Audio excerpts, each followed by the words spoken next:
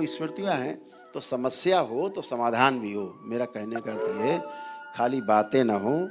अगर समस्या है तो उसका समाधान दरबार के पास, महापुरुषों के पास, ऋषि मुनियों के पास, तपस्वियों के पास होना चाहिए। केवल समस्या का गुणगान करने रहने से समाधान नहीं मिलता है। अभी हमारे देश में एक बहुत अच्छे कथावाचक हैं, मैं उनसे कहना चाहूँगा, आग्रह करना चाहूँगा। उम्र में तो छोटे हो सकते हैं, लेकिन मैं जीवन के आधार पे सबको बराबर मानता हूँ। मैं किसी को छोटा बड़ा नहीं मानता। आज बच्चा पैदा हुआ है या कोई बुजुर्ग मर रहा है, मेरे लिए दोनों मुझे मेरे बराबर है। मैं जीवन के आधार पे उसकी गणना करता हूँ, शरीर के आधार पे गणना नहीं करते। जहाँ तक जीवनगत व्यवहार की बात है, तो मैं उनसे ही कहना चाहता हूँ कि केवल समस्याओं के गुणगान से बात नहीं बनती। अगर आपके पास कोई समाधान है साथ में तो प्रस्तुत करो। केवल ये चिल्ला देने से कि लड़कियां जो हैं वो जाती हैं तो वो 25 साल की होती तो 4-5 जगह मुंह मार के उसके बाद तब शादी होती, ऐसा केवल बोल देने से ये बच्चियों का अपमान है। आपकी भी बच्ची होगी, अपनी बच्ची के लिए ऐसा ही बोल रहे हैं आप। उसके लिए क्या गारंटी आपके पास है? आप कौन से 24 घंटे उसके साथ रहते हैं? न पत्नी के बारे में आप ऐसा बोल सकते हैं, लेकिन वो तो सब उसमें आ रहे हैं। तो ऐसा बोलने से किसी को धक्का लगता है, बच्चों को, माता पिता के विश्वास को भी चोट पहुंचती है, शक की स्मृतियां पैदा होती हैं। ऐसी करोड़ों अरबों स्मृतियां पैदा हो जाती, हो गई हैं। लोग अपने बच्चों को शक की निगाह से देखने लग गए हैं इन सब चर्चाओं से। तो आपके पास समाधान क्या है? समाधान आपके पास नहीं है। आप केवल समस्याओं का गुणगान कर सकते हो, तो ये अच्छी बात नहीं है। मैं बात कर रहा हूँ अनिरुद्धाचार्य की, खुल के बात करता हूँ मैं। आज जो पूरे समाज में, पूरे देश में एक चर्चा का विषय बना दिया है, बच्चियों को ऐसा शक की दृष्टि में ढाल दिया है, बच्चों को ऐसा कर दिया है कि बच्चे अपने माता पिता से बात करने में शर्मा रहे हैं। ऐसी स्मृतियां प्रवेश कर गई हैं और वो ठीक नहीं है।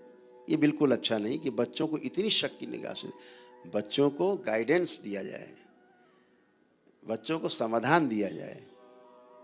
मैं तो कहता हूँ ना कि अगर 10 बच्चे बिगड़े हुए हैं तो आप लाइए दरबार में और ये देखिए वैदिक प्रक्रिया करके अगले दिन कहाँ जाते हैं बच्चे। हाँ, बिगड़े हुए बच्चे कैसे सुधर जाते हैं अपने आप, क्योंकि बच्चे तो पहले से ही सुधरे हुए हैं। आप पहले पाठ पढ़ाओ उनको, प्रेम का पाठ, रासलीला बताओ, कथा बाँच के। पहले तो कथा बाँचो आप, कथा में रासलीला, दिन भर रासलीला, नाच लीला कर रहे हो। अब जब बच्चे रासलीला, नाच लीला करने लगे तो आप कह रहे हो कि लवेरिया कर रहे हो। तो लवेरिया तो आप ही सिखा रहे हो, ढोलक बजा के। कौन सिखा रहा है? अब फिर किस बात का विरोध? जब आप ढोलक बजा के सुबह से शाम तक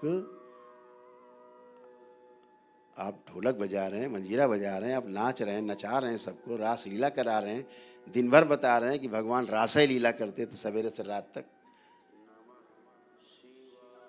तो कहां से स्मृति बच्चों में गई? इसका जिम्मेदार कौन है? कौन जिम्मेदार है इसका? आपने दिन भर कथा सुना के, रास लीला बता के, अब बच्चों में तो स्मृति चली गई, उनको भी रास लीला करनी है।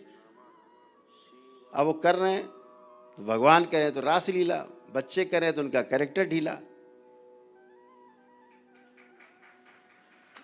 तो आपसे ही गया है ना। आपने शिव की भक्ति सिखाई होती, माँ की भक्ति सिखाई होती, तो वैसा उनके अंदर आचार व्यवहार और आचरण होता। आपने रासलीला सिखाया है सुबह शाम ढोलक बजा के, तो बच्चे तो वही करेंगे ना। बच्चे कहाँ से पाए हैं? आपसे ही पाए, हमसे पाएंगे ना। जो पाएंगे, आप दरबार आए हैं, जो स्मृतियां पाएंगे हमसे पाएंगे। बाबा और माँ मेरे द्वारा आपसे तक पहुंचाते हैं। तो ये जो स्मृतियां जा रही, कहाँ से जा रही, ये जिम्मेदार कौन है? इसका तय ये होना चाहिए कि जिसकी जिम्मेदारी वो अपने में स्थिरता लाए और स्थिरता ला करके जिम्मेदारी के साथ प्रस्तुत हो।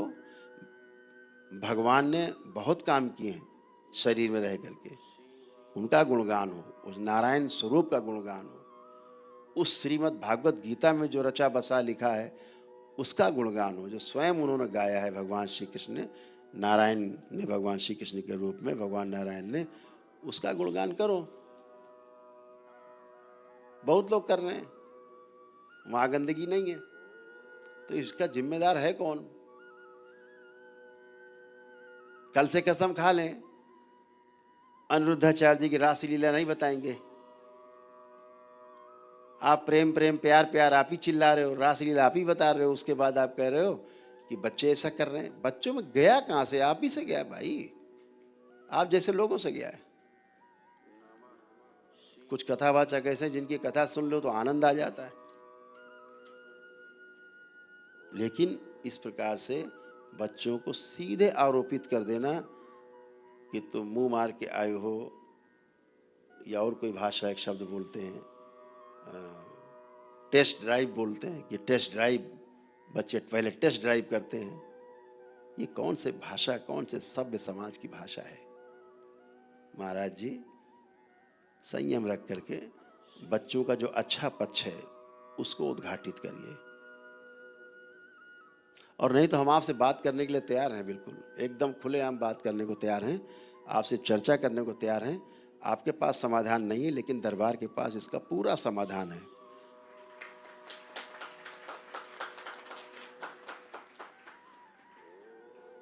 तो बच्चों को सीधे आरोपित कर देना, इस बच्चों में जो आज दिख रहा है पीछे से आ रहा है, कहीं से सीख के आ रहे हैं, पीछे से माता पिता से आ रहा है, या गुरुओं से आ रहा है, या हमारे जो लोग बैठे हैं आगे ज्ञान देने वाले, दिशा देने वाले, उनसे आ रहा है। तो झांकने की पीछे आवश्यकता है कि बच्चों में आ कहाँ से रहा है। सीधे सीधे आप कह रहे हो कि नहीं ऐसा सब लोग नहीं है, 75% हो गए, तो आप में सबको कटघरे में खड़ा कर दिया। आपने तो 100 के 100 में कटघरे में खड़ा कर दिया। अब कौन बच्चों को सर्टिफिकेट देगा कि भाई ये मुंह मार के नहीं आए हैं या टेस्ट ड्राइव नहीं लिया है? ये चीज़ें थोड़ा समाज में स्वीकार योग्य नहीं, इसको थमना चाहिए। इसके स्थान पर समाधान पे चर्चा करनी चाहिए कि अगर ये रोग है तो समाधान क्या है इसका। तो समाधान के साथ प्रस्तुत हो। अगर आपके पास समाधान नहीं है महाराज जी, दरबार के पास पूरा पूरा समाधान है। जो सबसे बिगड़े बच्चे हों भेजो मेरे पास ना, देखो कैसे समाधान देता है दरबार आपको, प्रमाण के साथ। ये तो मैं अपने चैनल में बात आपसे बहुत आग्रह कर रहा हूँ, आपसे प्रेम भाव से कह रहा हूँ। मेरे को आपसे दुराग्रह नहीं है, हम लोग बहुत प्रेम करते हैं आपसे, लेकिन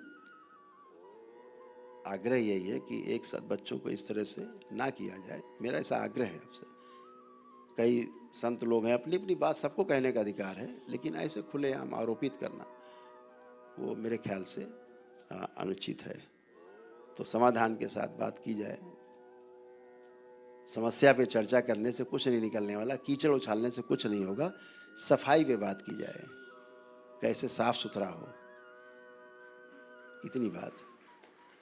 तो दरबार यही सब करता है, उसके लिए आप सभी दरबार से जुड़े हो।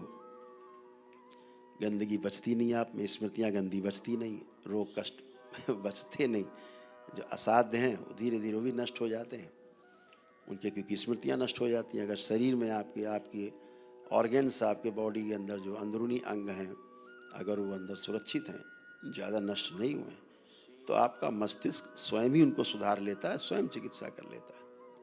आप कभी मत सोचो कि कोई दवाई से कोई अंदर इलाज हो जाता है। दवा इतना ही काम करती है कि बाहरी आक्रमण से बचाती है, तो आपका मस्तिष्क, आपका शरीर अंदर स्वयं को सुरक्षित रख करके और डेवलप कर लेता है, फिर से रोगों से लड़ करके सुरक्षित हो जाता है, नया हो जाता है। इतनी बात। दरबार आपको वैदिक प्रक्रिया से आपकी तमाम ऊर्जा आपके आसपास इकट्ठी होती है, शरीर में इकट्ठा होती है, और वह ऊर्जा ही आपको आपकी प्रार्थना से, आपके संकल्प से आपको स्वस्थ कर देती है। आप सब प्रमाण हो दरबार के, लाखों प्रमाण दरबार के उपस्थित हैं समाज में, तो चिल्ला चिल्ला के कहते हैं कि हम दरबार आए, दरबार की, घर से ही बैठ के पूजा पाठ की और हम स्वस्थ हैं। तो गलत पूजा पाठ ना की जाए, केवल अपने माता पिता, अपने परिवार के साथ रह करके। बच्चे मुझे लगता है सब अच्छा करना चाहते हैं, और मेरी शुभकामनाएं सभी बच्चों को कि वो अच्छा करें। अभी दरबार ने इसी सब चीज़ों को देख करके एक कार्यक्रम चलाने का संकल्प किया है कि जितने ऐसे बच्चे हैं जो शिक्षा के क्षेत्र में जुड़े हैं और स्मृतियां भटका रही हैं, तो दरबार उन सब बच्चों का बिल्कुल एकदम निःशुल्क उनके लिए वैदिक अनुष्ठान करेगा। एक समाधान प्रस्तुत करेगा दरबार, ताकि उनकी शिक्षा अच्छी हो, पढ़ाई लिखाई अच्छी हो, माता पिता गुरुओं के प्रति उनका व्यवहार अच्छा हो, उनका जीवन, उनका भविष्य मंगलमय हो, शुभ हो। अगर आपको ये वीडियो पसंद आया तो प्लीज़ लाइक करें, कमेंट करें, शेयर करें और मेरे इस चैनल क्रॉली की कृषा को सब्सक्राइब भी कर लें। जय माँ बाबा की हरि हर।